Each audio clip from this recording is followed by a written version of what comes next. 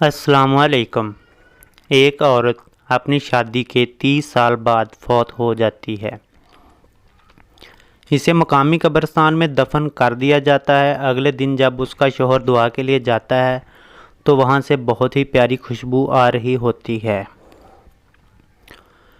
شوہر سمجھتا ہے شاید پاس اور بھی کوئی نئی قبر ہوگی جہاں سے اتنی پیاری خوشبو آ رہی ہے۔ جب کسی گاؤں والے کا بھی قبرستان سے گزر ہوتا تو یہ خوشبو محسوس کرتا۔ لوگ ایک دوسرے سے استفسار کرتے اور پوچھتے، لیکن کوئی کچھ نہیں جانتا تھا۔ گاؤں کے مولوی صاحب سے بھی پوچھا گیا لیکن وہ بھی کچھ نہ بتا پائے۔ لیکن یہ معاملہ ایسے ہی چلتا رہا اور 50 برس کے قریب گزر گئے۔ اسی دوران لوگ دوسرے گاؤں سے آتے، یہاں تک کہ دوسرے شہروں سے بھی آتے یہ ماجرا دیکھنے کہ آخر ماجرا ہے کیا۔ اب 50 سال بعد گاؤں کے مولوی صاحب وفات پا گئے اور ان کی جگہ ایک مفتی صاحب کو گاؤں میں امام لایا گیا کسی دور دراز شہر سے۔ مفتی صاحب جب قبرستان گئے اور یہ ماجرا دیکھا تو جاننے کی کوشش کی کہ یہ قبر آخر کس کی ہے۔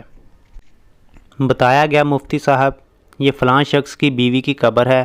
خیر تھوڑا عرصہ گزرا تھا کہ کسی نے یہی سوال مفتی صاحب کے سامنے پیش کیا۔ مفتی صاحب تو خیر جواب نہ دے سکے، لیکن مفتی صاحب نے کہا اس کا درست جواب اس کا شوہر ہی دے سکتا ہے۔ مفتی صاحب نے کہا اس عورت کا اگر کوئی بیٹا ہے تو اسے بلایا جائے، لیکن بتایا گیا اس کے ہاں کوئی اولاد نہیں ہوئی تھی۔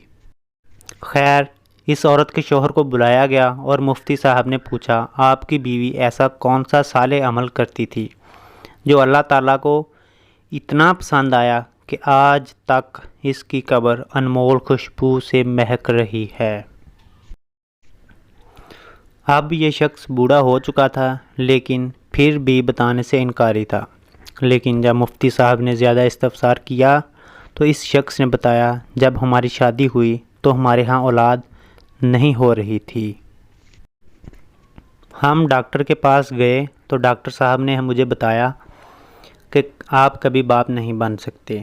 میں نے گھر آ کر اپنی بیوی سے یہ بات کی اور اجازت دی کہ اگر وہ جانا چاہے تو جا سکتی ہے، لیکن میری بیوی نے جانے سے انکار کر دیا اور ساری زندگی میرے ساتھ رہنے کا فیصلہ کیا